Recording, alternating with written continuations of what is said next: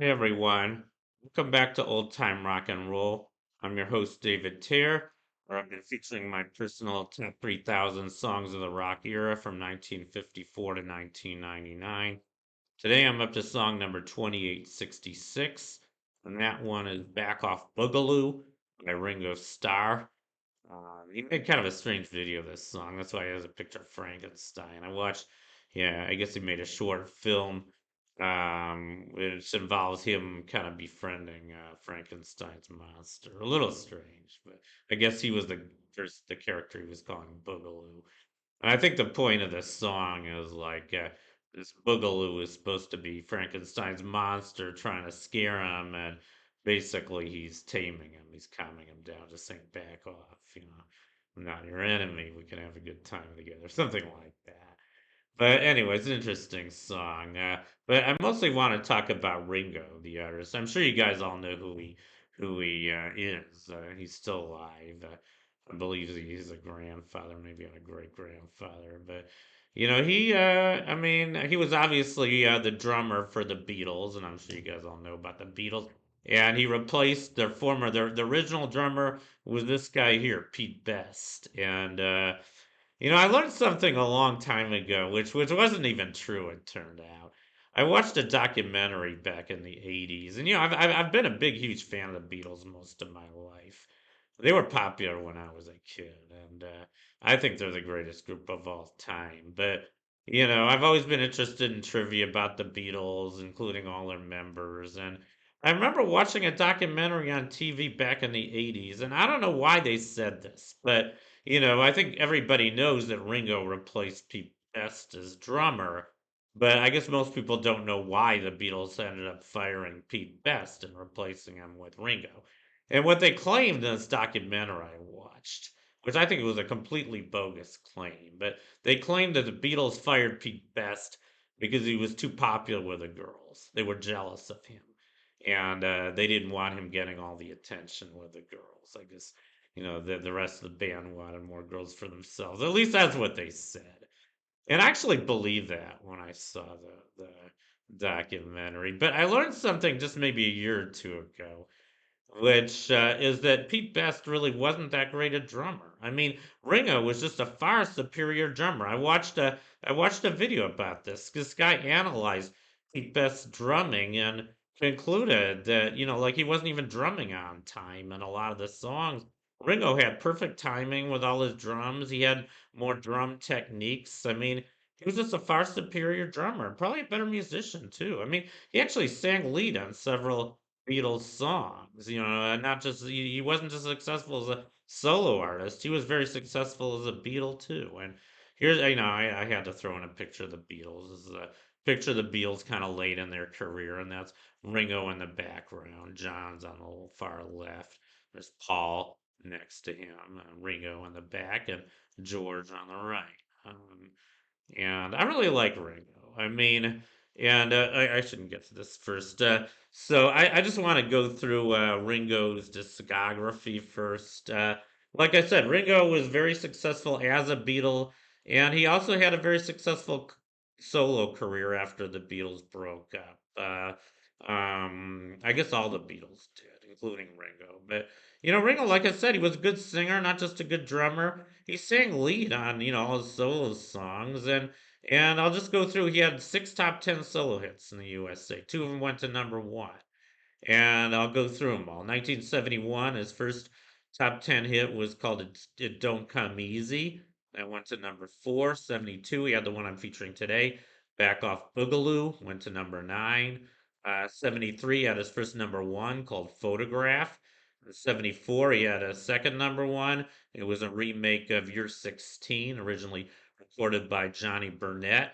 A lot of people don't like that song. I don't know why. I like it. A lot of people say it's a pedophile song because he was like in his 30s when he recorded it, and it's about how he's in love with a 16-year-old girl. But I mean, come on, it's a song, right? I mean, Joan Baez sang she was supposed to be a man, Virgil Caine, and the night they drove old Dixie down. People can sing about whatever they want.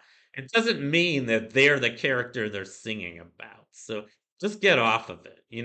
unless he actually had sex with a minor, I have no problem with him recording Year 16. As a matter of fact, I prefer Ringo's version of Year 16 to Johnny Burnett's.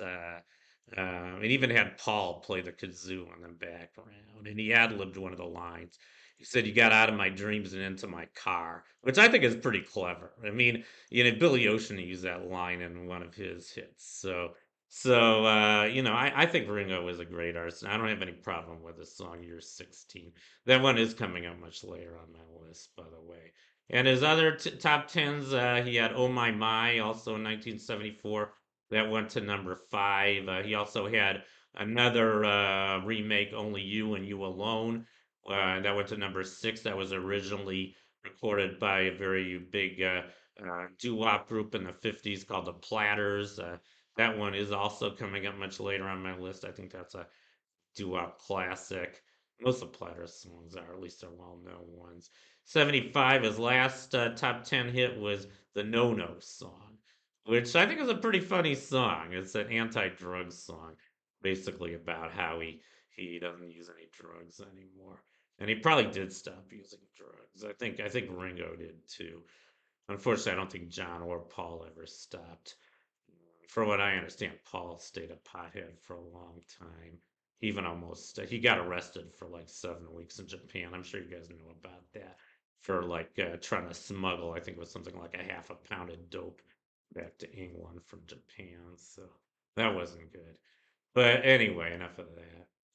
And besides music, he was also in a lot of movies. I'll just go through some of the movies he was in. Of course, he was in all the Beatles movies. They had 5 big movies: 1964, A Hard Day's Night; 1965, Help; 1967, Magical Mystery Tour, which I never saw. I heard it was pretty terrible. 68, he was in Yellow Submarine, which was a cartoon. I love that one, by the way. And 70, he was in the documentary Let It Be, which I never saw. I heard it wasn't really that great, but probably should see it one of these days. And then besides those movies, he was in a lot of movies on his own. 1968, he was in a movie called Candy. 69, he was in a movie called The Magic Christian. I did see that one a few months ago. Pretty terrible movie, actually. It's also with Peter Sellers. Um, and then 71, he was in Blind Man. I never seen any of these other movies. 74, he was in Son of Dracula. And 81, he was in a movie called Caveman, which also starred Barbara Bach, who became his second wife. So now I'm just going to talk about a little bit more about his personal life. He actually had 2 wives.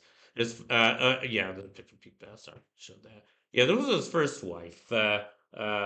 His first wife was Mary Cox, and they were married from 1965 to 1975. I'm not sure why they got a divorce, but I guess that marriage didn't work out. But in 1981, like I mentioned, he married this beautiful actress here, Barbara Bach. And you may also know her. She was also one of the Bond girls. She was in The Spy Who Loved Me. She was Triple X in The Spy Who Loved Me.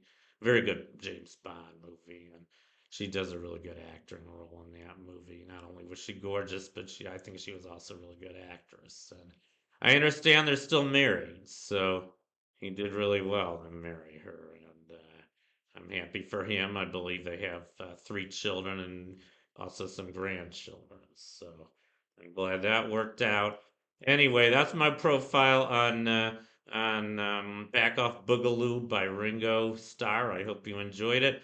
Thank you for watching. You guys rock, and I'll see you guys next.